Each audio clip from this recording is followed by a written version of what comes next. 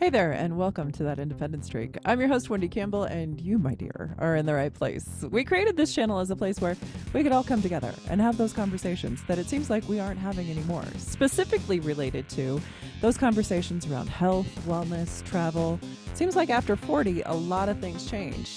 People stop talking to you about the things as if you no longer have an opinion. So we want to bring that opinion back. In fact, there's information that we have learned from our grandmothers and great-grandmothers that we should be passing on to the next generations, all the way down to our great-grandchildren, so that they can therefore pass it along. It's that spoken conversation, the spoken truth that seems to be missing. So today we want to talk about something very near and dear to my heart. In fact, I reached out to today's guest almost in a plea of help, and well, it was necessary. Let's just say that. I've been finding that as I get online, especially in this political season, that I need a little bit of guidance. Someone to sit down and kind of give me the rules for how I can present myself on social media. It seems like they've got the crazy people over here, the super crazy people over here, and somewhere in the middle is the rest of the population. So I wanted to talk to Lauren Hug, who is my guru of digital knowledge, of how to carry oneself in a poised and honest way online. So we brought her in today to talk about really those spaces and really the opportunity that is missed by a lot of people just abstaining from the social conversation altogether. In fact, did you know that women are more likely to remove themselves from the social conversation than men are? I'm not surprised, but are you more surprised to know that as AI goes through and creates the conversation and the language that's based on the social conversations, that AI is now filtering out the women's voices? It's kind of a scary place if you think about it, and therefore we should be more encouraged to get more involved in the conversation and speak our mind, because hopefully we're the voice of reason in theory, right? So without any further conversation on my part, I think it's important that we let Lauren speak her piece, because she is the master here. Tell me, so like, for those people who don't know your path and don't know exactly how digital kindness and digital hope all started, what made you kind of decide to go in that direction? What made you decide to take that on and try to champion a happier, kinder internet? Oh man, it's well, one, it was, I mean, it's, we met each other during Waldo Canyon Fire, I believe, the very first Mm-hmm. time online. Right. And that was the first time I really saw that people can come together quickly, really quickly, to do stuff that like even institutions couldn't do, right? Mm-hmm. That humans together can accomplish something without being directed to do so or without anybody in charge. And so that was really exciting to me. And it also showed me that people actually are nicer than we think that they are. Like we've all been Right. taught that we're selfish, this whole narrative that human beings are very selfish and they're self-interested, and that we really have to have all these controls in place to make sure that we don't go murder everybody. And that's not what we're actually like as humans, most of us. Right. And so it was just a really great way to be able to see that people can do these things really kindly in online spaces. But then beyond that, there were just so much people using it more like in political speaking or marketing speaking, like reducing themselves, complex, interesting, idiosyncratic, weird human beings to like one tiny piece of who they are that really Mm-hmm. you would never see in an in-person setting most Mm-hmm. of the time, because it's just a very small subset of who they are as a complete human.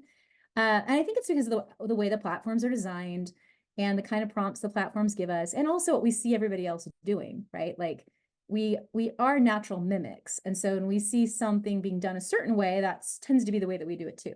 So I just wanted to show that there was a totally different way to be expressive on these platforms, that show more of who we are as humans and help us see each other so that we can work together to solve the problems that we are all facing, because we got some big ones Right. facing us Absolutely. on a global scale.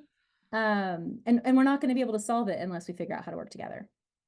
Do you think that, and we're going to go to heavy quick, but do you think that the advent of social media and things like Twitter, where people are in, 120 characters and boom, boom, boom, boom, boom, do you think that that has hindered our our process as Americans to find real democracy? Because one, we've got bots that we're contending with. Two, you've got like 10% of the population that actually participates and is the loudest, and it's misrepresentative of the mid base where, every moderate in the world just cringes, I'm sure. And nobody's really saying the right things, but I noticed that things are getting passed and laws are getting pushed that aren't necessarily the will of the people, but it's the loudest people that are screaming really, really loud everywhere that seem to be pushing an agenda and a narrative that doesn't necessarily align. I'm Yeah. curious what you think. I don't think that social media, it gets blamed for all that, but I don't think that it created that at all. And I don't really think it's a huge contributing factor either. I think that we've had those people have always been around, and Mhm. the squeaky wheel has always been an issue. Anybody who does any kind of public process knows that you're going to get overrepresentation of people that are way more upset about something than you're ever going to get other people that are like, hey, things are pretty darn good and really appreciate what you're doing. Like, that's Right. not how, just before social media, that's how people have always been. And so I think that it gets the blame for a lot of what's happening because the people that are the most irresponsible about how they use it and who don't care are using it to do really horrific things, in my opinion. But I think it's because the people that do care take a little bit longer to catch up to how technology is working and how to use it and to find their place in these spaces. And that's a lot of what my work is to say, this does impact how decisions are made, what kinds of Mhm. things get introduced, what kinds of things get passed. And we all have, I think, I genuinely believe this now, we all have a responsibility at this point to be present in these places because we do represent so many more people than the voices that are out there. Mhm. And when we have that kind of nuanced, comprehensive, complex look at things, it's a lot harder to reduce it to these very simplistic and oftentimes idiotic solutions that don't actually work and wouldn't make any sense if you just had three other people in the room with a different perspective. You could very Mhm. quickly figure out why that's not going to work. Um, so I think that that's the problem, is not the formats so much, but the fact that so many of us have opted out of participating here. And a lot of times it's people, when I talk to people, when I speak, it's, oh, I just don't like those spaces. Cool. Well, I don't always like voting either. But I know. It is kind of a hassle, but I'm going to do it anyway. But yeah. there's a lot of things that I don't necessarily want to do, that I don't want to shovel my sidewalk on the mornings when I'm running late because I have a really long sidewalk. But I also live in a neighborhood with a lot of elderly people. So, there are certain things we do as citizens, as humans, that matter. Mhm. I think this is Mhm. one of those things. I think that's fair. I think, to this day, you are my little Giuseppe or whatever, the little cricket, Jiminy Cricket on my shoulder. Whenever I'm online, especially on Twitter, there is that voice where I'm like, okay, delete, delete, delete, delete, delete, delete, and it's like it's a matter of I have so much to say, but I don't even know if I'm arguing with a bot. So this urge to like get it out and speak it out because I am an opinionated person and I like a lot of people are, and I'm not afraid to share my opinion. It's just my nature and I apologize in advance. Oh, it's But great. but I think that to your point, the requirement of getting out there, there is a lot of energy that's exerted in that. And so that protection of your space and protection of your mindset, I think is really important. But one, I want to thank you for being my little cricket. And two, you know what I realized? I actually realized this today, and I've taken this opportunity to I'd say probably in the last since the real heavy political cycle started, right? If I Mhm. go on Twitter, I have a time limit. So I'll only give myself about 10-15 minutes and then I'm like, jump. But I realized that I'll automatically go to Pinterest, and it's Interesting. yes, and here's why. I was like, well, maybe because it's there's not like the back and forth and you don't really know. It occurred to me, I go and I look at food because food is a comfort place. So I go to de-stress while looking at food. I don't know what that says about me. But I think that rolls back to how do we find a balance and a space? If the goal is to participate and the goal is to engage, then how do we, and this obviously rolls into your planner too, but how do we take control of that space to protect ourselves and also engage in a way that isn't harmful emotionally or mentally or even to our relationships? A lot of relationships were ruined through COVID, and I don't think that's changed. I think it's still that vigorous, I guess, discourse. But Yeah, it's a great question. I think that everything I do, I say it starts with how your own well-being, right? Because Hmm. we're all so different. Um, and and some people love debate and argumentation, and other people want nothing to do with it. And some people have no problem logging off after 5 minutes, and other people like they get on and 3 hours later they're like, what happened to my day? Hmm. Um, and so I think one of the most important things we can talk about with any kind of digital space conversation is we are all individuals. It's like with nutrition, right? Like I get deathly ill if I eat raw broccoli, but like it's super healthy for you and you're supposed to eat it. It just doesn't work with my system, but I also can't not eat any kind of green vegetable. And so we all have these different systems and the way that we process. So starting with what works for you Hmm. and, and what makes you feel safe, what makes you feel like in control so that you're not dealing. Right. I mean, these things are designed to be addictive. There are things you can do to make them not addictive. You can turn notifications off and whatever, but like the I should say this. The platforms are not designed for human thriving. Like that No. outside. The current platforms that most of us are using that we think of when we think of social media have absolutely not been designed for civic discourse and for healthy, flourishing relationships. Like they're not at all designed that way. Yet we can still use them, and they are still being places, they are still places where conversations are happening. So important conversations are happening. So with that said, figuring out whatever is going to work for you about approaching these spaces. And both my books, Digital Kindness and Digital Grace, include a chapter on self-care. Hmm. Um, and you mentioned, thinking about it, typing it out, deleting it. So I've only recently become interested in gender differences and how we use social media. And I'm speaking next month on International Women's Day, or for International Women's Day. And the statistics on women self-censoring in digital spaces are astronomical. So like 9 out of 10 women like self-censor, self-restrict how they show up in online spaces because they're afraid of, and they've seen 85 or 86% of women have witnessed other women being attacked online for something they said. And so it's interesting to me that like a lot of my advice in my earlier books has been reinforcing that notion of let's think twice. The problem with that is, right, if women are more likely to do that anyway, Hmm. and here's somebody like me is saying, hey, let's consider what we're saying, that means that our voices, women voices, are far underrepresented in these spaces. And that Did you means just give me permission to go back in? Because I have no problem with the pushback. That's not my problem at all. you should consider it because Okay. when you look at it from that perspective of being very underrepresented, right? So that if the vast majority of things that we are hearing, perspectives that we are receiving, and perspectives that are being put out there are male, Hmm. I mean, and then you add like that's been true of almost the entire Western canon has been made like added up through history. So everything that our phones know that AI is now scrolling through to create its own generated content is very skewed towards male perspective, male Right. experience, male words, male ideas. And so that's just been really interesting to me to think about that. I've known for a long time that people who don't think twice, who don't rewrite, who don't worry about how they're going to be perceived, already are at an advantage. I mean, as far as like churning out content, right? Being Hmm. a voice for all the people that are being thoughtful, it takes 3 hours to write something versus 2 seconds. Now, if you look at it through a gender lens, it's like, oh, wow. Okay. Right. So already the thoughtful people aren't present, and also the women aren't present. Now, what does that mean? Who are the most likely voices you're hearing Oh, on? excellent. That's a scary thought. I mean, it really is concerning.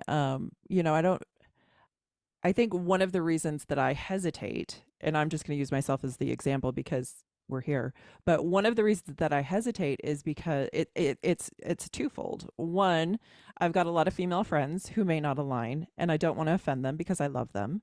But two, it seems like there's like this collection, like you're not only like if it's one thing to have a back and forth. It's another to have a back and forth with 400 people who don't know you and suddenly now are going to tell you what you think. It's Mhm. exhausting. So, I mean, it's how would you coach? to, I mean, and I think it's upon all of us to take a little responsibility, but how do you coach to, women getting in there and speaking, but also to women and men, and keeping the balance of conversation and civility.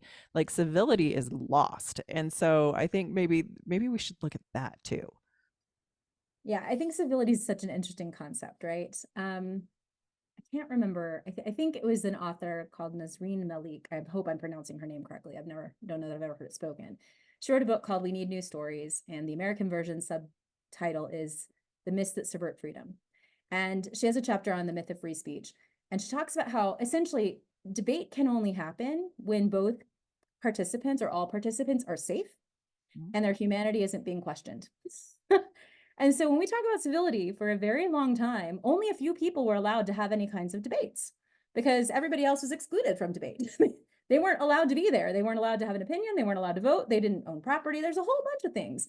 And so the more voices that we have now that are part of conversation, and the more that we're debating whether or not these voices belong, whether they count, whether they're valid, like, so there's two issues with civility. It's like, I think we have to set the terms, first of all, of what are we even talking about? Because if you start trying to debate my lived experience, that's not a debate anymore. Now that's an attack. Mhm. And so it's very hard to have conversations about stuff that is is deeply personal and like directly impacts how a person is living their life on one side, and in no way changes how another Right. person is going about their day at all.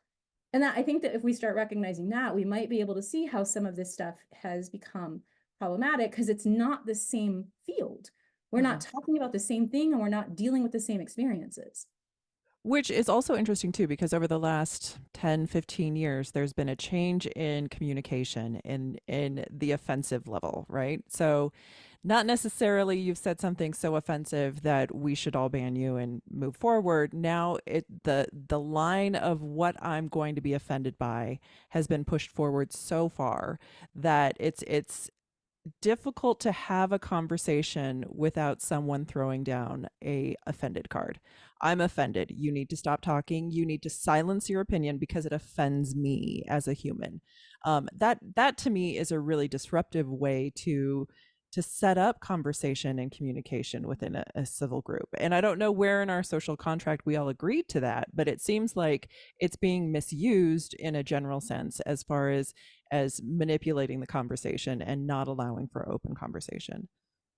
Yeah, and I think that one of the easiest guidelines to follow is this. If you're offended about something that isn't affecting your life, sorry, you're not Mhm. actually offended. I'm You I'm don't with like you. the fact that somebody has a difference of opinion, that it does impact their life, and that you don't have a lived experience that in any way informs this conversation. That happens a lot, Mhm. where the people attempting to silence through the offensive references are people that this does not actually impact. And it's really easy to tell if something impacts you or not. Like that I is a know. very simple litmus test. If it is in no way going to change what you do tomorrow morning, it doesn't impact you. Right. And you can have your opinion. Everybody's entitled to their opinion, sure, but your opinion is very different than the person whose entire life changes tomorrow based on Mhm. your opinion. Like, Mhm. and I think that when we get down to some simplicity of that, like that this isn't about like political correctness. This is like, does this actually have anything to do with you at all? And if so, explain how. And most of the time, when you really get down to that, people can't because it's just a thing that they think for whatever reason, and they're welcome to think it, but it doesn't change how they go about anything they do on a daily basis. Right. I Right. wish that we could all start thinking that way. It's a really, I mean, really so important. I think with the interest of being inclusivity, right? We want to include everybody. Sometimes people feel they need a safe space, and we want them to feel strong. And so I think we overcorrected into that realm. And I do believe that, again, it goes back to civility. We should be civil to each other. We should, I don't care what a lot of people like. I don't really care what everybody's doing with their life. Like, as long as it doesn't affect me, I really don't care. But I do have opinions about things when they're for the entire group, when they're more broad based. I do feel like we should be talking more about that kind of thing because it really is. I actually wonder, have you thought about using any of your tools and gifts to coach political people, to like people running for office, people in office, governments in general, because that's where a lot of the dark is. Yeah. I mean, well, it doesn't actually benefit most of them. No. There's nothing to gain from being a reasonable human. I mean, no, that's not true. There is. If you look at the most recent mayor election in Colorado Springs, an independent Hmm. Black man, Hmm. immigrant, Hmm. was elected. And anybody who knows Colorado Springs would say that was not possible, right? Specifically that you couldn't run as a not as a Republican. Like, this Right. tends to be a Republican stronghold, and so even that, like, not choosing to run as an unaffiliated candidate, runs against like conventional wisdom of Hmm. how you run campaigns, right? So most people, I mean, so it does work. It's just that that's a newer story. Hmm. Right. It is an unusual story so far. I think Hmm. we're going to start seeing a lot more and more of those. But anybody who's got ties to traditional parties, anybody who has ties to traditional campaign strategy, Hmm. that's not going to be, they're Yeah. not gonna gain much by being It's the reasonable unfortunate. person. Yeah, no, it's really unfortunate. I think it's true, but it's really unfortunate because there's a lot of gross.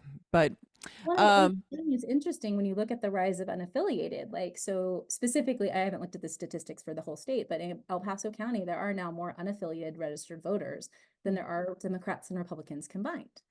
And so it will be interesting to see with upcoming election cycles how people play partisan politics when the majority of the voters don't align with either party. mhm. And I don't know exactly what's going to happen, but it'll be interesting to see if there are some different choices made looking at that demographic statement. I think it's true because a lot of people are not feeling connected, right? So they're not feeling like they're being heard. Their issues aren't being resolved. They're probably online like the rest of us looking at this back and forth and are exhausted by it. You can't really go to mainstream media because again, you're getting a whole lot of opinion and not a lot of reality. And so there's this uncomfortable place of something has to change in a big bad ugly way. And if it means that we abandon both parties and we go in a different path, then so be it. So if that's what it is and that's what saves the country and democracy as we know it, then so be it. And I think it's that the simplicity of binary choices, whatever those are, like, Mhm. that's never been real. that nobody has ever fit into two boxes of any kind. Pick the boxes, right? Like, even if you're talking vanilla and chocolate ice cream, there are times when you want to swirl. Like, I know. we're just not that rigid when you really get down to how humans are, but our systems have forced us into choices. I say this all the time about politics. If your choices are yes or no on a ballot initiative, like, so if you're 51% yes, you're voting for it, and if I'm 49% no, I'm voting against it, and we look like we're this, Mhm. really, we're right here. It was just that we had to pull the lever for something, and we pulled it the way that we leaned, and it in no way represents the entire overlap between us, where we would have been able to find some sort of consensus had it been worded differently, had we been part of the conversation, right? Right. Same thing Well, with and they are written so that they're almost indescribable and unattainable as information bits because the way they're written is just to pass the law or not pass the law depending on which party writes the law. But it's really unfortunate because it should be a government for the people. It should be the people have an opportunity to say and understand what they're voting for. But again, they should also be educated in a way that is conducive to that without any sort of filter. Right. And I mean, I can't remember.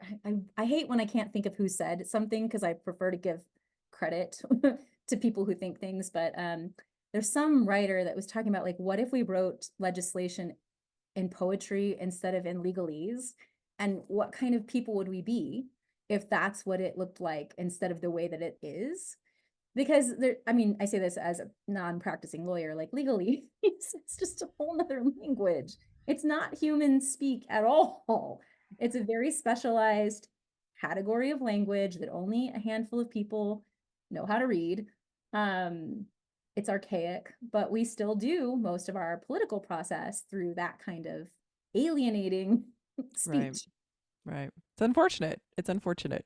You know, even I look at children today and as they come up and their frustration with the way that we've created the world for them, they're kind of like, this is the most ridiculous thing I've ever seen. And here we are, and you all bought into it. Why did you buy into it? And I think we all bought into it because it looked different 20 years ago. It looked so different 20 years ago. Well, and we didn't know anything else. Sure. I mean, everything seems normal until you realize it's not normal. I mean, so many of us grew up in toxic environments, learning all sorts of unhealthy behaviors from the people who loved us. I'm Mm, not even talking about people that didn't. I mean, that's a whole nother thing, but from like the people who truly loved us and who wanted what was best for us. right. We're following things that we now know are absolutely destructive to small human beings, to large human beings, to so like we you do the best you can until you learn better, but then you're stuck with these systems that have been around for forever. Hmm. And those are hard to move, very like they're hard to move even over long periods of time, but in a short period of time, forget it. And I Yeah. want to like I was thinking about this, I'm pulling this out of my book bag. You'll like this. This is mine. This is written by John Alexander, and it's called Citizens, what the why the key to fixing everything is all of us.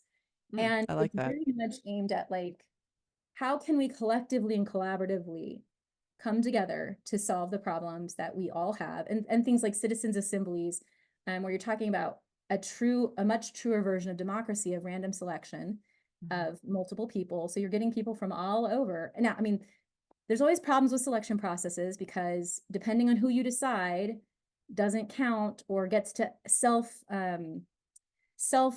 restrict, right? Like, I mean, think about jury selection. In theory, it's everybody, but it's actually not, because there are these people that get exceptions. And it's understandable why, because you can't just give up your whole life if you're caring for somebody who needs your round the Sure. clock care or whatever. But like Sure. that means that those people are never on juries, because we haven't made it possible for them to serve in a space. So anyway, self-selecting mechanisms aside, the idea that when you really do pull a whole bunch of people from different walks of life to come together, to have conversations, to make decisions that affect all of us, you're going to get better decisions, and you're going to get a lot more fair and more reasonable decisions. And I've said this for years as a trial attorney. I don't understand most of the time how juries reach the decision, because I used to do mock juries and would watch the deliberations from behind the two-way mirror. And it was always wrong, like as far as legal reasoning. Their reasons were like all over the map, but they would almost always come up with what's, in my opinion, was a just outcome. And I think Interesting. it's because when you put a bunch of people together, like barring something where one person dominates, or, there are things that can change the dynamics, Right. but it's hard to come up with a really bad decision with a bunch of people with a lot of different perspectives. I agree. I think that we've lost the art of social engagement in such a way that we stay in our little groups, and our little tribe is our little tribe, and we only talk to this tribe because that tribe's crazy, and that tribe, they're very violent and we don't like them. And so, it's like a safety mechanism. The world has gotten bigger, and so we've gotten more small. Um, Both are happening. It's an and. Some people are getting smaller and a lot of people are getting bigger. mm, And so there's both are happening at the same time. And when the people that are expanding and stepping outside of their boxes and their tribes and their whatever and going, oh my gosh, see all these things that we have in common, that brushes up against the people that are getting smaller and smaller and more closed in. And so that's where a lot of tension is coming from too, is that, I mean, one of the reasons why I'm such a big fan of social media is that it is a place where you can see, witness, experience, learn from all sorts of different perspectives that you're never going to encounter in your physical environment ever. true. Um, and that, I mean, if you're willing to look at it with curiosity, it's, I mean, for me at least, it's hard to see all these things happening and listen to all these different voices and not be changed somewhat in what I think about the world. And for me, I mean, I've dramatically changed based on all of these things that I've seen, people I've met, stories I've heard, things I had no idea about, because it had Hmm. just never crossed my path before. Um, and then it's funny how it does start to cross your path. Once you start to see it, you start to realize it's always been there. And I didn't have to see it before because nobody I loved fell into that category, or it didn't impact my daily life yet. Hmm. Um, and so, yeah, I mean, it's one of the things I like about the accessibility movements is any change that helps any one of us helps all of us. Curb cutouts help all of us. It helps people on bikes, not just people in wheelchairs. It helps people that have mobility problems, like that's harder to step over a curb. Like it's actually, most of the stuff is not hard. It is that we have been indoctrinated into systems that say that it is, and that we can't do that. And it's like, well, why? Right. Well, but I mean, to that, I think a lot of situations that we butt up against, there's the logic isn't shared, right? So in a lot of situations, decisions are made, they're not communicated well, or they're communicated to pander to one side or the other. Look at what I've done for you. Look at what we did against them. We're so against them. Where I think, if there were, I don't know, some sort of independent party who legitimately wanted to share the information in a way that was just pure information. The problem is everything's bought and paid for now. And so you've got corporations running things, you've got individual, billionaires investing in information. And so it's really hard to break it down into the smaller, digestible information that it should be. And we all have confirmation bias. So And we all do. even when it is as neutral as possible and as objective as possible, our confirmation bias will step in at some point, and we naturally fight against something that doesn't fit what we know to be true about the world. Like that's just It's a survival mechanism. I mean, it goes back to caveman days, right? So it's what we know, and we're gonna, keep ourselves alive by making that decision. I mean, it sounds really grandiose, much like I'm not gonna die if I'm on Twitter for 15 minutes, but it's hardwired, so it's hard to break out of. yeah. Well, and everything that we do makes sense in some context. It's just that it doesn't like I mean, that's like basic therapy. Not that I'm a therapist, please don't take anyway. But all of our coping mechanisms saved us in some situation. It worked at some point in time, and that's why we did it and why we continue to do it. And so we have to learn when it no longer works, or how to create new responses, or to recognize that this is a different situation or something. Mhm. Uh, People, I mean, I think that it's very important for people to realize no matter how much somebody's doing something that makes no sense to you, it makes sense to them. And they're like, until you can understand why it makes sense to them, sitting there going, that doesn't make any sense, doesn't work. You need to actually ask and understand, like, so wait, why does this make sense to you? Where are you coming from? What are the experiences that you've had that make this make sense? Because from my perspective, I don't understand it at all. My daughter, she's so great. Like I love Gen Z. I could talk all day long about how much I love Gen Z. Um, I was looking at some product, I don't know, it had come through my social media feed. I was like, what is this? I don't understand why anybody would need this. And she just casually says, well, mom, if you don't understand what it's for, it's not for you. I was like, Well, she is a woman of the world. I like her. it wasn't like condescending or mean, but it was like, Yeah. she didn't even have to process that. Like that's just how she sees the world, because she's growing up in a world with global access and all sorts of different perspectives that I never had growing up.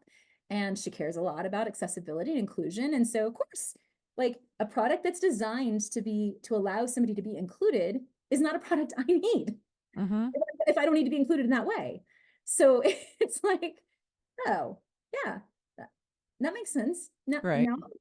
But my Makes me my wonder about your algorithm a little bit, but yeah. Yeah, my I mean, my instinct was like, this is so dumb. Why does this? Who made that? Why would that? So I have this judgy little like, this is so unnecessary, and never once thought about who it could possibly be meant for and how it could help people. I was like, yeah, but let's not forget that little sassy side of you is also a lot of fun. And so we need to learn to laugh a little bit more too. Like sometimes you get that ad so that you can laugh at the situation because everybody's forgotten how to do that. And I just think it's important. well, I think that's another thing. Like comedy, it, you have to understand the scenario to understand the joke, right? And so again, I mean, so I was having this conversation with a friend of mine, and I don't have any answers to this. I'm really, and maybe we talked about this before. I don't know. I'm very curious about, can we have content that means something to one group of people and doesn't mean anything or is bad for another group of people without it being like dangerous, right? Mhm. And I think about, there's this TV show called Atypical. I don't know if you've ever seen it. I think The so. premise is that it's an autistic young adult and his family. And there are things about that show that resonate with me as a mother of an autistic young adult, right? But I have no idea if that would resonate, that experience would resonate with my son, and the way that that individual is depicted would resonate with my kid, Mhm. because it isn't written by a person who is in that group of people, is written by this other group of people.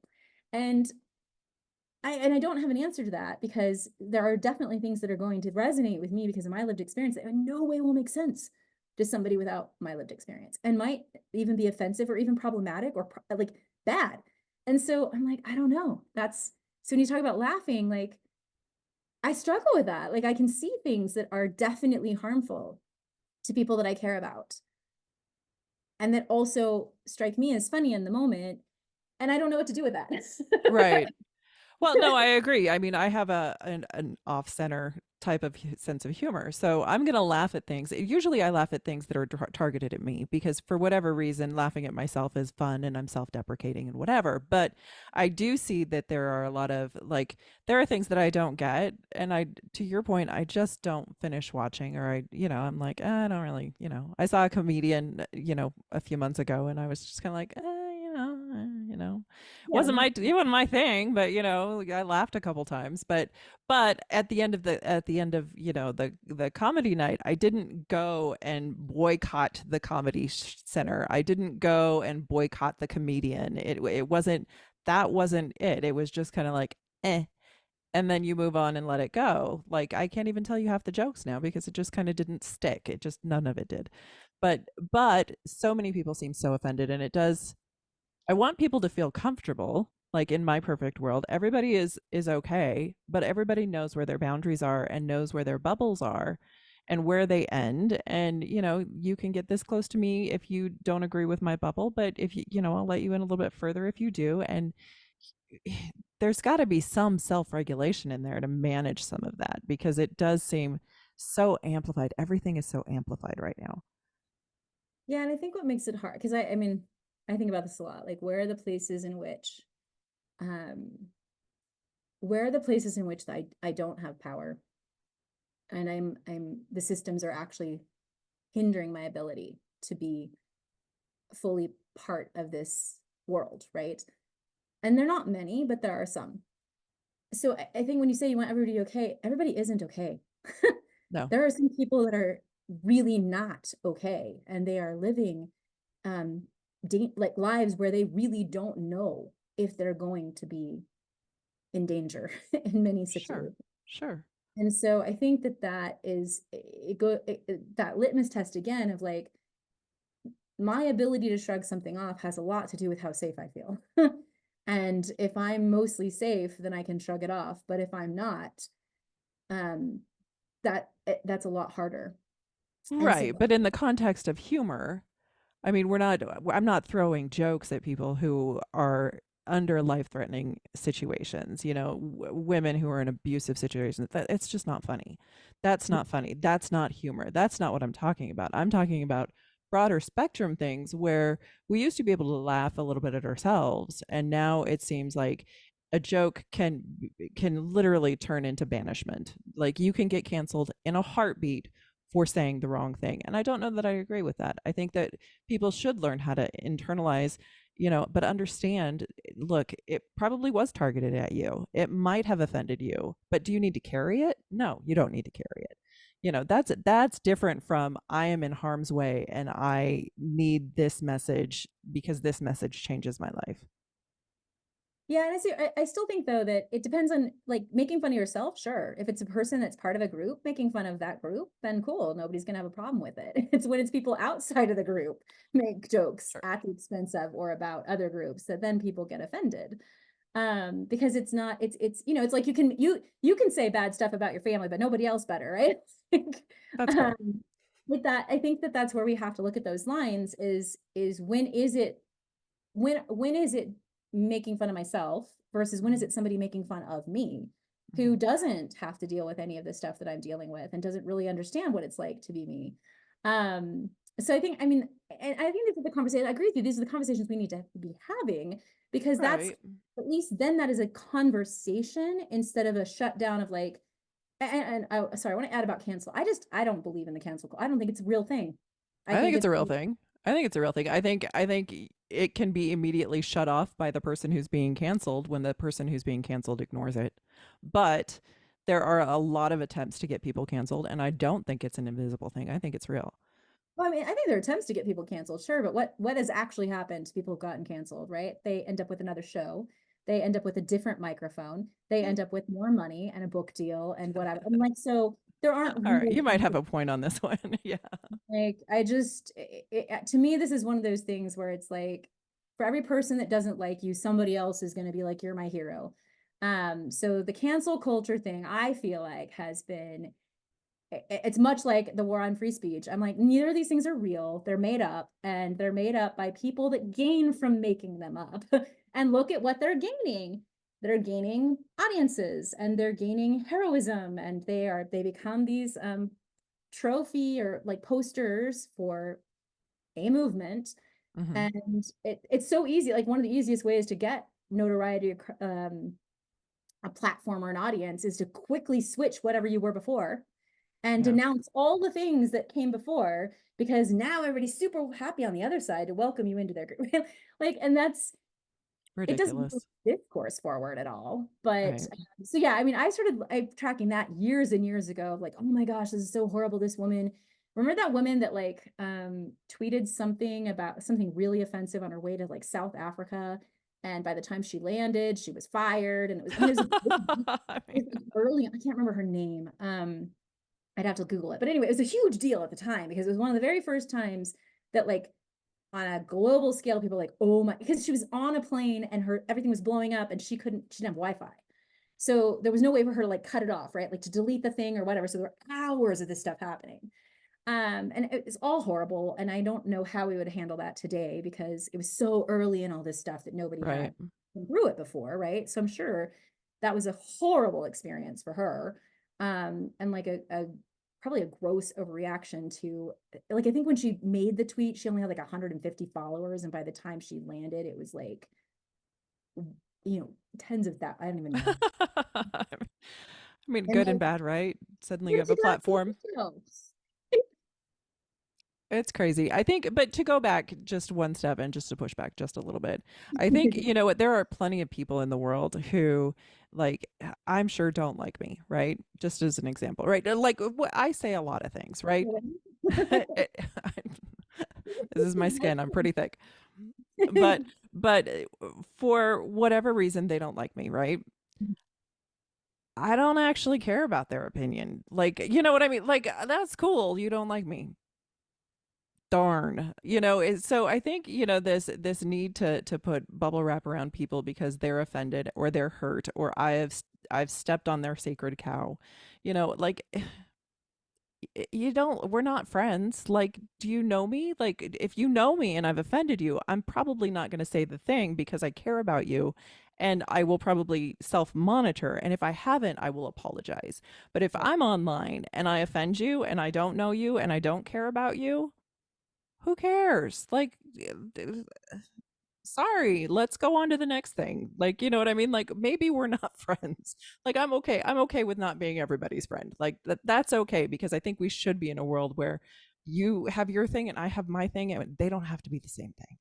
Well, I think you're talking now about normal humans, right? Like Yeah. people that have enormous platforms, they have, if you're making money off of how many people are following you, well, then guess what? You get to deal with the fact that people don't want to follow you anymore or whatever. Normal people are a whole different situation, right? Like, because I agree with you. I think that people, there's no reason. I mean, so one of my friends the other day posted something. She normally doesn't say stuff like this. She said something. and everything came out of the woodwork, right? Like people that are just ridiculous. Like clearly all they're doing is searching some keyword and deciding that they're just going to go after people. They just block them all. And she was like, I don't think I've ever blocked anybody before on that platform. And I'm like, well, these people clearly don't pay attention to anything you ever say otherwise. And they're nobody that you know. So who cares? And she, I mean, she wasn't offended. It was just more like, oh my gosh, what did I? And then we go back to that, like we somehow owe people a conversation that we do not know. We don't owe people anything. Like, Mm-mm. block them. Yeah. No, I agree with you 100% on that. I am always surprised when people get really down in it, and I just am like, if I've offended you, walk away. Like, I'm not going to chase you. I'm not going to go look for you and knock on your front door to complain about how you didn't respond or like my post. I don't care. So, I mean, I think people need to own a little bit of that too, and kind of take back control of their emotions in order to better represent what's really happening.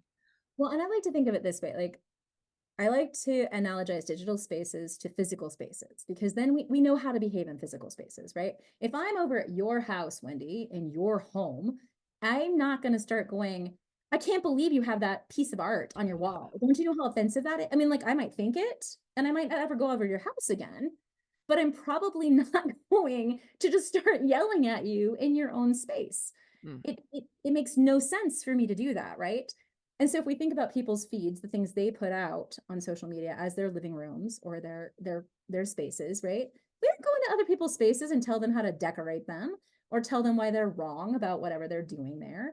Um, so that I think that example, like people coming into somebody else's feed and being like, "How dare you say this?" It had nothing to do with you. I wasn't talking about you. Who are you again? Because you're right. Like maybe we're not, maybe we don't want to be friends. You probably don't want to be friends with me if this bothers you so much. And I think this thing.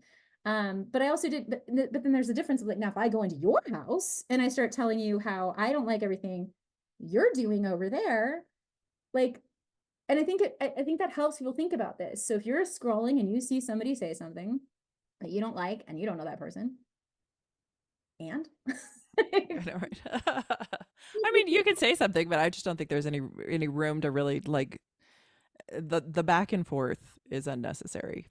Like if you don't agree, don't agree. well, and if you want to say something, I guess cool, you can. But what are you trying to accomplish if you do?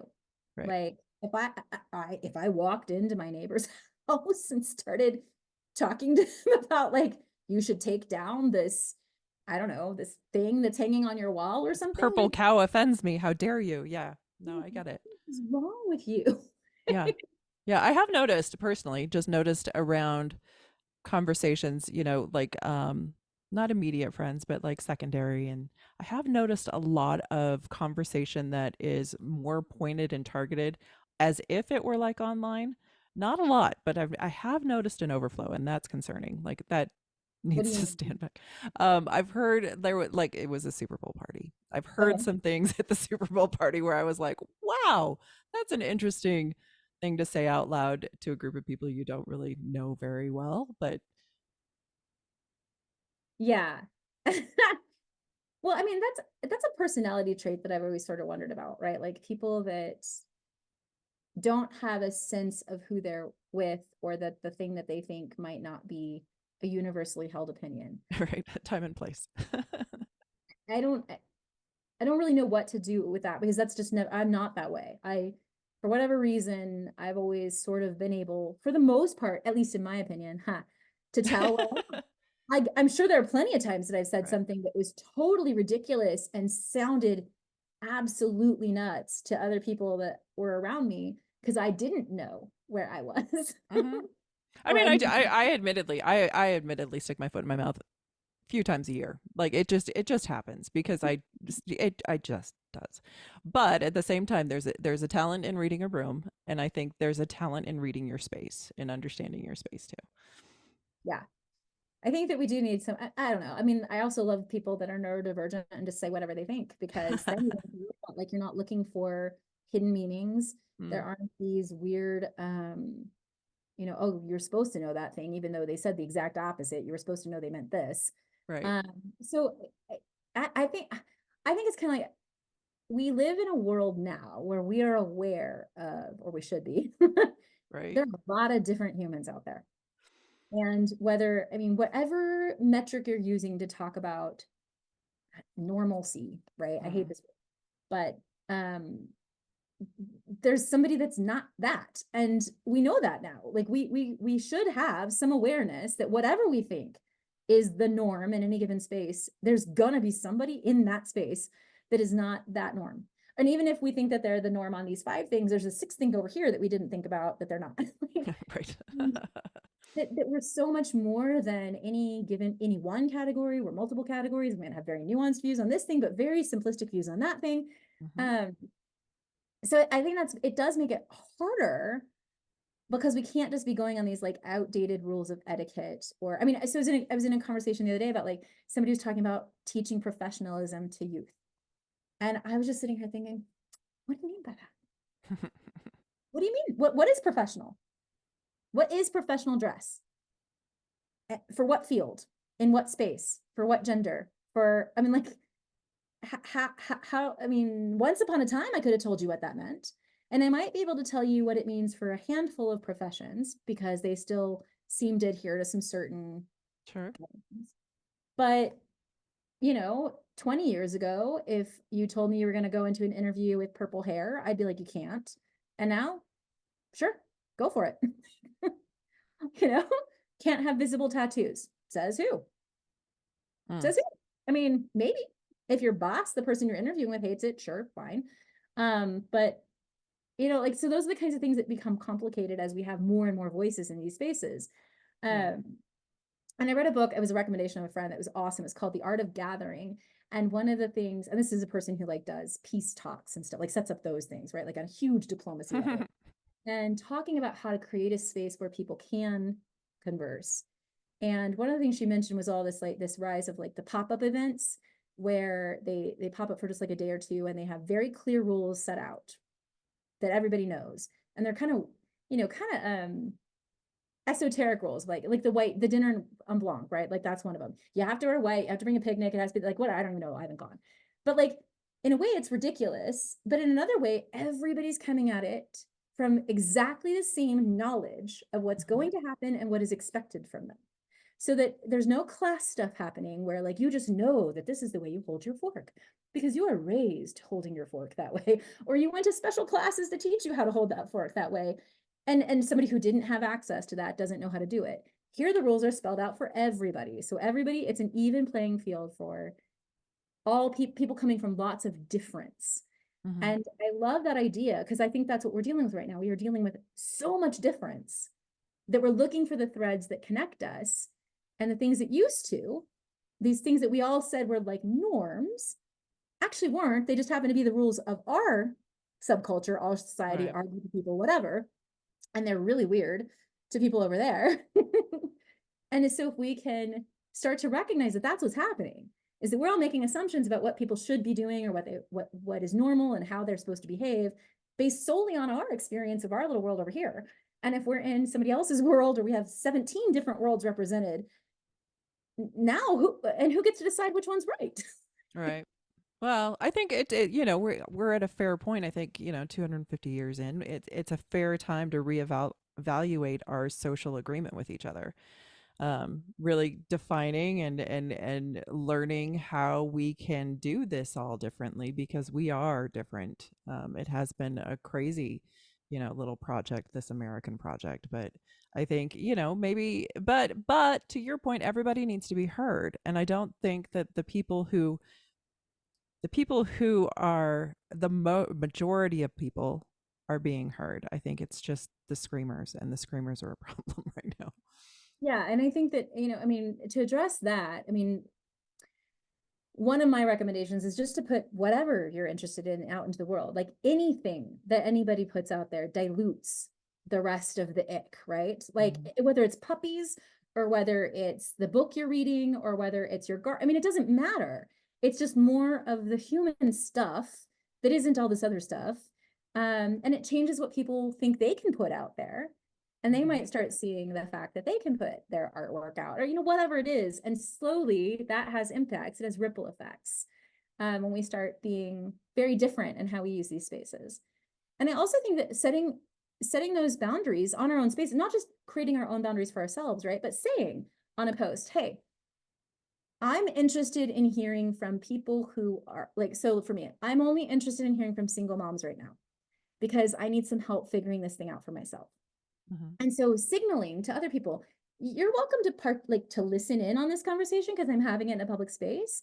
But just like if I was sitting at a table in a corner of a restaurant, you can hear what I'm saying, but you are not invited to be part of that conversation. You know that you're not invited to be part of that conversation because I'm sitting at a closed table with very specific people who are part of that conversation. And so I think that being able to say some stuff more like that is also helpful. And I've noticed that a lot with people, like trauma survivors will say stuff like that often. They'll say, I'm only talking to people who have had this same experience. Um, and I think that's helpful because it then tells me, right, who doesn't have that experience, oh, I'm allowed to hear this, but I'm not allowed to opine Mhm. Yeah. because and then I don't have to feel reject. I mean, to your point about getting offended, I guess I could get offended, or I could just be thankful that I'm not going to stick my foot in my mouth because somebody told me what the boundaries were for this conversation. Mhm. And this is not a conversation I'm supposed to be part of. Right. And I think a lot of what you're seeing when people are offended is that's happening. I think more and more people are saying, I wasn't talking to you. Mhm. And I've now made it clear that I'm not talking to you. And you keep wanting to talk to me about this. Right. And And I am walking the other direction. Yeah. And I'm not tolerating that. And I'm sorry that that bothers you, that you can't keep telling me what you want, but I've now hung up the phone. I've closed the door.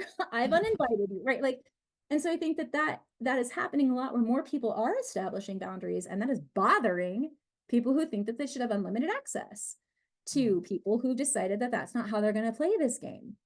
Because people didn't do that 10 years ago in digital spaces. I mean, I'm sure Sure. some people did. It just wasn't, It was more it in the wasn't chat rooms and yeah. So let's talk about the planner because I'm curious. I was looking at some of the notes that you've posted and I don't have the planner in front of me and I'm sad that I don't because look at me, I'm so prepared. Here it I love it. is. I love it. Tell me like how it came together. I know you've been working in the space obviously for a few years with your books, but tell me how you decided to come to this and how it all came to be because that it's lovely. Oh, thank you. So when I first wrote Digital Kindness, one of my close friends who was a proofreader, she was like, I want a journal for this. Like I wrote a lot of notes in my margins and I just wanted a different way of absorbing it. That was 5 years ago. And so it was in the back of my mind for a long time, but that I'm personally not somebody who tends to use these more like guided journals. I'm very much a free flow journaler type Hmm. person. Same. And so I couldn't quite figure out a way to do it that made sense to me because that's not how my brain works. And I happened to see one of my daughter had some sort of journal that was like, oh, as soon as I saw it, I was like, I get it now. Now I know what I would do with it. So it took me a while to figure out how to translate a lot of the questions that are in the original book into a journal format. And so I designed it both thinking that it can stand alone, like you could just go through it yourself and just think through, because not everybody wants to have my voice in their head when they're thinking about It's these things. too late for me, but go on. I'm so thankful that you want me in your head, Wendy. You just are. There's things, I mean, I try really hard to write from a neutral perspective, but I have my own opinions and my own biases and all that stuff that Sure. it probably comes through in what I'm writing about the things that I care about, and that could turn somebody off. So how can I write it in a way that really is as neutral as possible so that anybody can come to whatever conclusions they're going to come to about this? And so the first few, like the first 50, 100 pages is just prompts, right? Like just with space to write and just to think through these questions and figure out, this is one about like how you feel in digital spaces. Um, just to sort of think through about what you're doing, to some of the questions that you're asking of like, okay, wait, do I want to set a time limit? Do I feel worse if it's 30 minutes but not 15? Or, I mean, do I like this platform? I'm fine on this platform with all the food, it's great, but over here I'm angry. Maybe I don't want to hang out in that space anymore. I mean, I don't walk into places that make me feel angry on a Right. daily basis. I try to avoid places that don't make me feel good. And I think we can do that with digital spaces. And then the next section is 30 days of just tracking your activity. I'll try to find that one. They all look the same. But So the questions are things like how I felt in digital spaces today, what I posted, things that positive I saw, negative stuff that I saw, things I learned, kind thing I did, because it's kindness, Mm-hmm. and other reflections, and then time. So you can track your time if you want to, if that's the kind of person that you are. And then at the end of 30 days, there's a template for building your own digital kindness plan, right? So that's where those boundaries we're talking about come up. Right.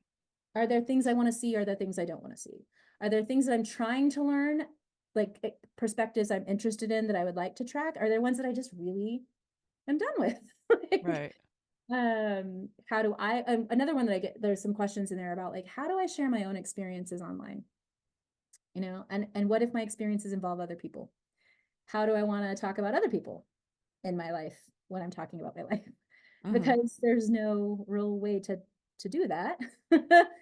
And then you're now bringing other people into your stories, which you can't really not, but at the same time, there's some responsibility that goes with that, Mm-hmm. right? If we have Mm-hmm. Especially with your children. absolutely. I have very strong opinions about that. And they're not necessarily the most popular opinions because I feel so strongly about protecting their privacy and their digital identity that Mm-hmm. to the point at which that it's hard for me to talk about my own experiences sometimes because it does involve what's going on in their lives. Um, so anyway, that's me, right? Like that's a decision I've made when I thought through how I'm going to do that. And I'm not saying it's the right decision and that everybody needs to follow it. Sure, I'm just going to jump in really quick because this is one that I see all the time and it makes me just cringe. Please do not post pictures of your newborn baby with their name in full and their birth time and date. You've just opened them up for hacking for generations to come. So just please stop. Nice little nicknames are fine. Nicknames are fine. Maybe not naked baby pictures, but nicknames are fine. The things that are going to haunt them later on in life. I mean, I actually just that today is my audio newsletter is an excerpt from Digital Grace, and it's talking about forgetting in a digital age and how now you can't really get rid of stuff Mm, that has been posted because you have no idea where all the copies are and you don't know who else it's linked to, and it's a totally different process. If we have a bad breakup, we could burn all the stuff. It's right, gone. um right, it's like you're linked in 17 different people's photos because you went to some ski trip with them, and it's going to pop up next year on March 6th. right. Well, and I think it's yeah, that one's tricky. I think it's, you just have to be aware. Like the world is out there and the world is watching and the world is not a nice place. I think we need to get over the kumbaya-ness of the world is happy and shiny because it just isn't. I think it is more than we think it is. And also the bad person that wants to do the bad thing Mhm. has way more access to information than they used to. Mhm. And So also, I apologize for whatever I said 10 years ago because I was a completely different person 10 years ago and I had different opinions. I mean, like, I don't think we should hold people to even more than a year ago. Like, I I change think my mind all the that is one time. of the biggest challenges, I think, is that we have not developed as a society a way of processing that, right? That people get like when you talk about cancel, when people have to cancel, like stop running for office or get their college admissions revoked because of some dumb thing they said. 4 years is an eternity for teenagers, right? It's 4 years, Like, an eternity for me. I don't know about teenagers. Opinions change, things happen. yeah, we definitely like that. It's in my list. I have a list of a million things I want to write about. I have this peripheral research going on about what are we doing with forgetting in a digital age, Hmm. and there's all it's fascinating because we just have never had this. This has just never been a thing where all this you can go back and find out everything that you said 10 years ago, even if you've deleted it because it exists somewhere. Somebody can go find it. And what does that mean? And can you change? And do we allow people to evolve? Do we allow growth? Are we going to constantly put people back to like, and then what does it do to our brains that we keep Hmm. remembering things like the whole moment, like that it pops up every year, whereas prior to digital archives, if I wanted to remember a thing, I'd remember it because of a smell or because of a encounter, and then I would go look for the physical artifact that reminds me of it, like a yearbook or whatever, right?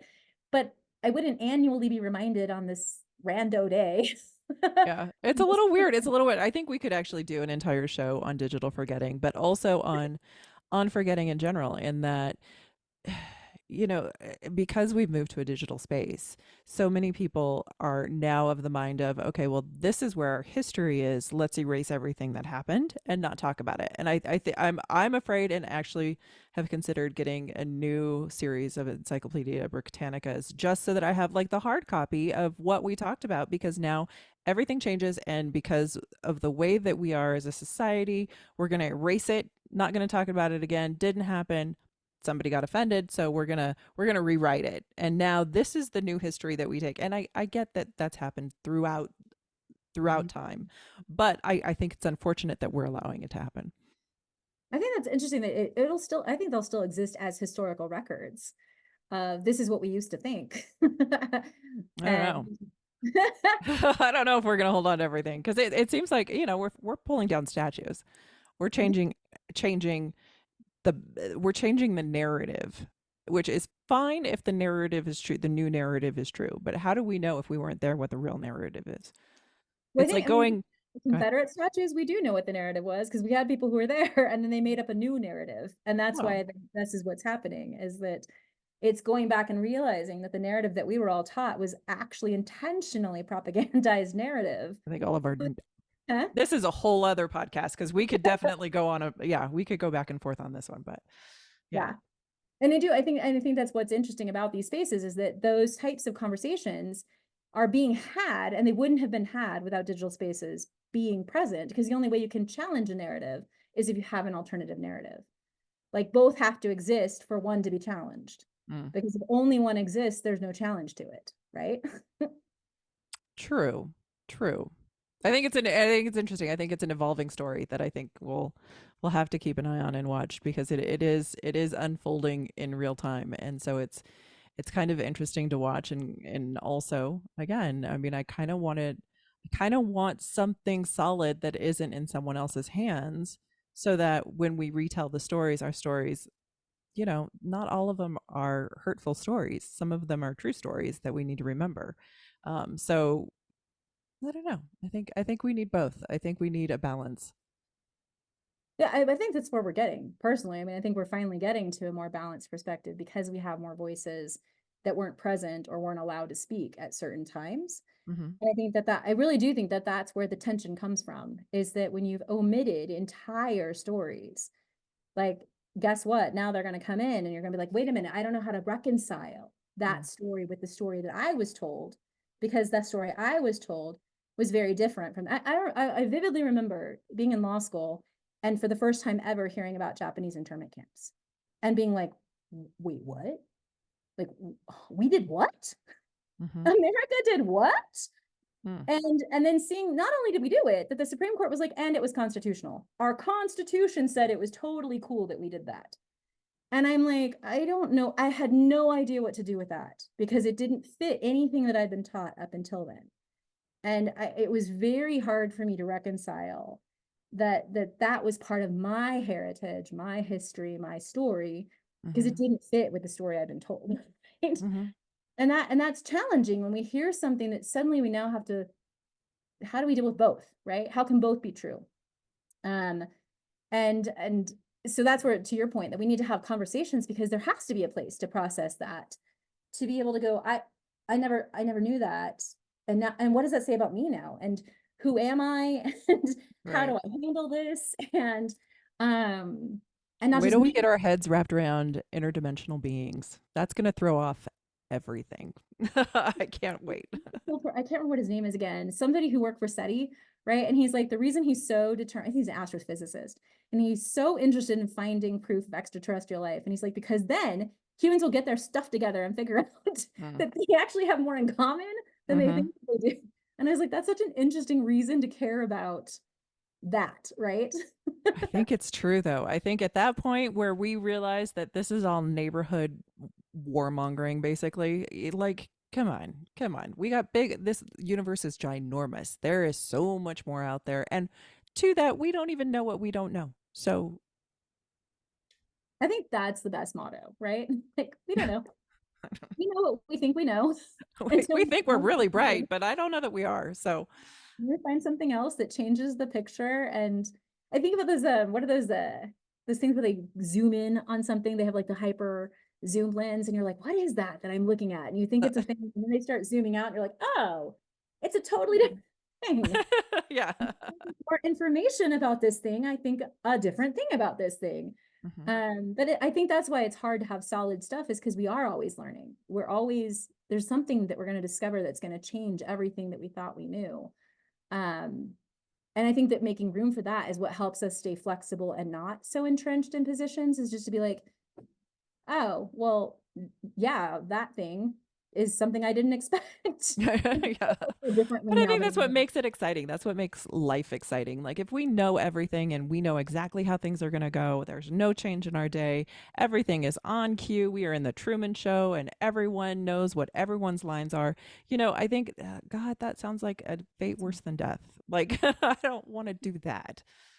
and I think like it is interesting to me that I think that the skill sets that we need for a world of difference, where we're always going to be discovering something that we didn't know before, is curiosity and humility, right? Like those two, it used to be certainty. Like leaders were certain, they projected confidence, they knew what they were talking about. And now I'm like, if you think you know what you're talking about, I'm pretty sure you don't know what you're talking about. Mm, yeah. Um, or you might know this one thing that you're talking about, but do you know how that thing you're talking about impacts that over there? Or have you even considered that yet? Um, and so the more that we can recognize that there's all these things going on all the time, the web of interconnectivity and people and I mean, every time I read science stuff now, I'm like, whoa. I was reading that said that there are human genes that don't express until after death. And I'm like, What do you do with that? How do you know? Like, what kind of dead people are you what? They searching? figured out like this thing does. I mean, I can't remember it because science is not my my brain is not a science Mm. brain. But it like there's something that they don't even turn on until the body dies. Like that's when they start doing their thing. And it has to do with decomposition and some stuff. You have to send me that because I'm very curious It's about so that. weird. You'll love the book. It's really fascinating. I don't know if you'll like all the stuff in it or agree with it, but I was like, ooh, I don't, and I haven't done my research to go like Yeah. double. Sometimes it's fun just to learn new things and wonder for a while if they're real. Like your soul has a weight. That's fascinating to me.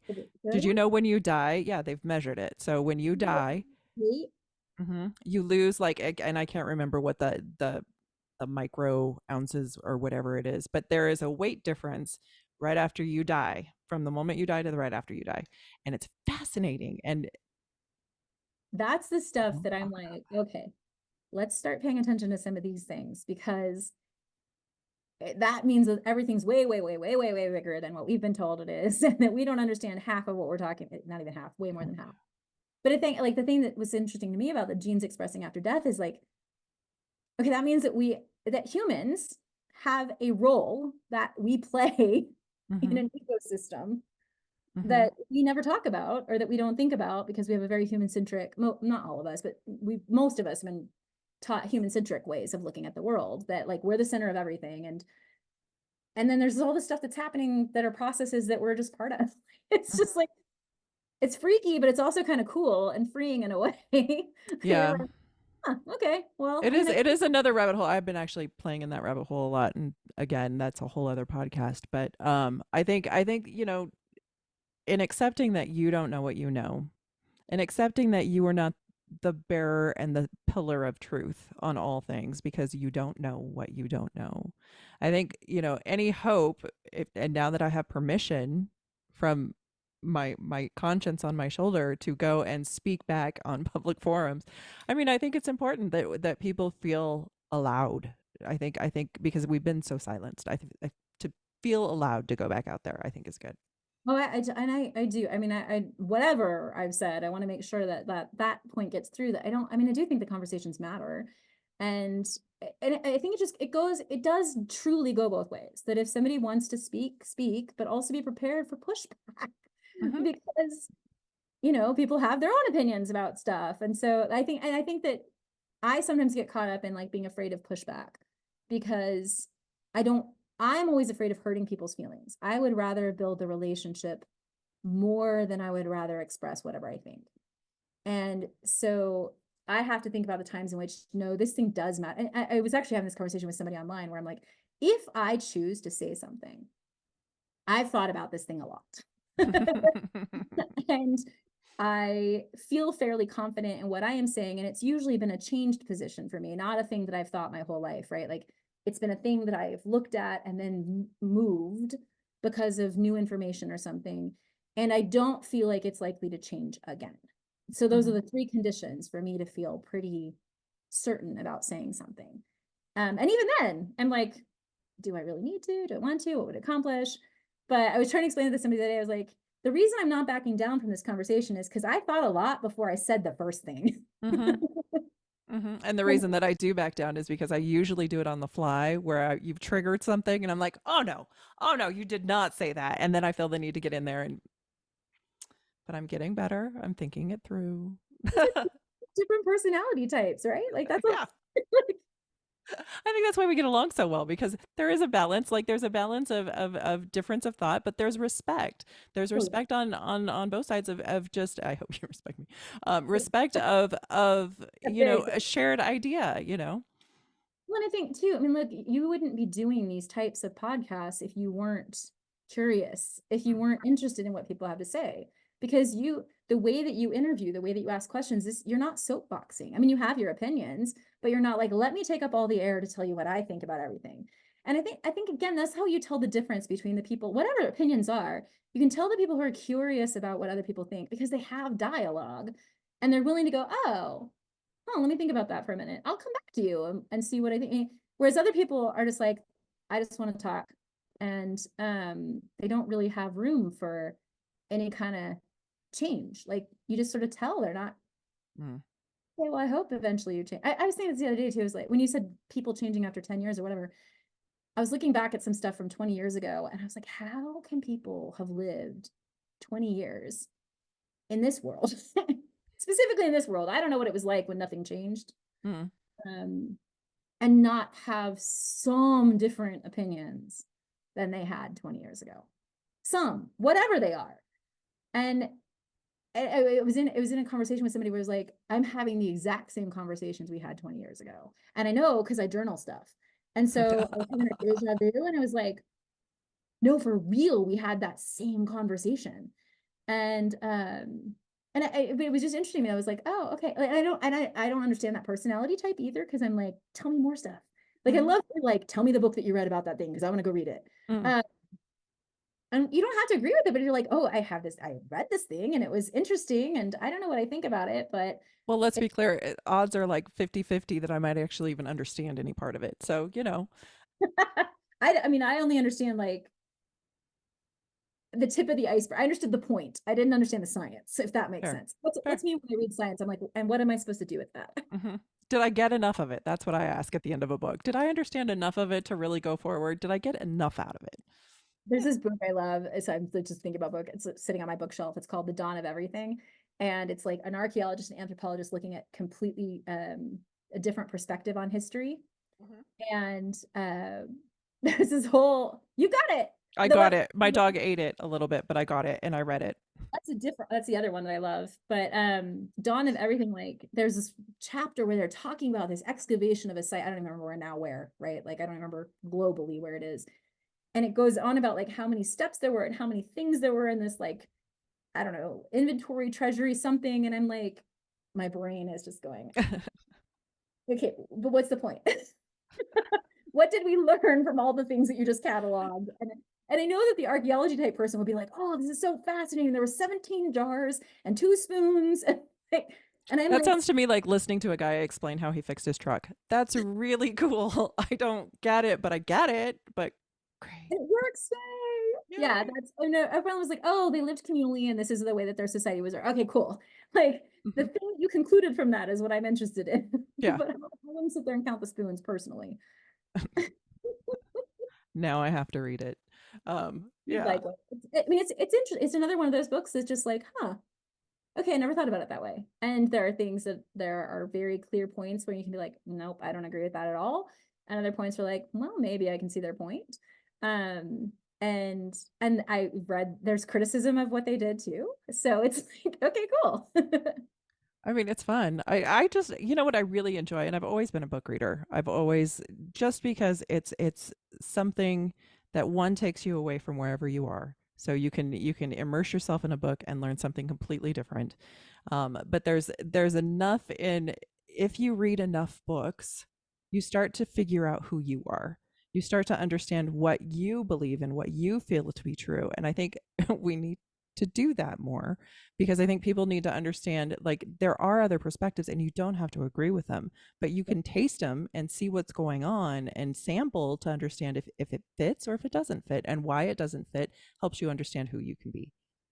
You basically just said in human normal person speak what the authors of that book say about cultures, and that we know who the cultures know who they are in definition to whatever this next door culture is. And so there's a word they use, I can't remember what word it was, but you tend to see opposites next to each other geographically, because part of what made this culture is that they weren't that culture. Mm. Like, Mm-hmm. we don't do that. That makes us us. That makes them.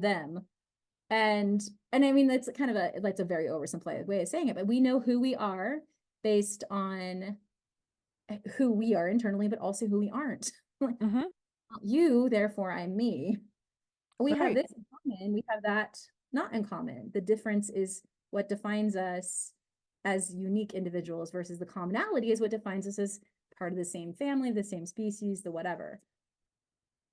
I agree. I think that's the value in it, but I also just enjoy reading any random book I can get a hold of. So, well, Yeah. I don't want to. I know you and I can talk for hours, so I want to be aware of your time. But we should do this again soon, because I think I want to explore a little bit more of this engagement that you've allowed me, and then see where we go. And I think before, maybe before the election, we should have another conversation. Just Gosh, yeah. And that, I mean, I don't know if I should mention this. Like, some people have been buying like my books for their teams, because everybody who knows what an election year looks like in digital spaces is ramping up for it, right? But for those of us that want to be able to have conversations and relationships with people, it's about to get real bad. hmm it's um, already getting pretty ugly. yeah. Yeah. And so just that alone, deciding what works for you as an individual for how you want to deal with that, specifically the political stuff, the election stuff, the whatever that's going to look like. Just making that decision is really helpful, because it doesn't matter what the decision is. If you want to debate everything, cool. Just know that you're going to be on a lot more than you would be if you weren't going to Gonna debate be a everything. target. Hmm. And if you need to ignore certain things, then that's also okay. Like, but it's going to be a lot more intense than it even has been in the past. It's terrifying, frankly. Is, But yeah, to that, let's tell people who are driving or whatever where they can find you in the future, and we'll put it all in the show notes, of course. But Amazon.com. I'm sure people have opinions about that too. eh, the But system that's where works. you can find the books. And I also Yeah. have a Substack newsletter that's called Digital Hope. So if Nice. people want weekly little thingies. I call them little hugs. Need you to do all my PR for me, Wendy. Happy to, happy to. Lauren, you are an amazing human being, and I hope somehow you create a million more amazing people in the world, just so we can balance out the crazy. But thank you so much for doing this again, and hopefully we'll have you on again soon. Thank you so much.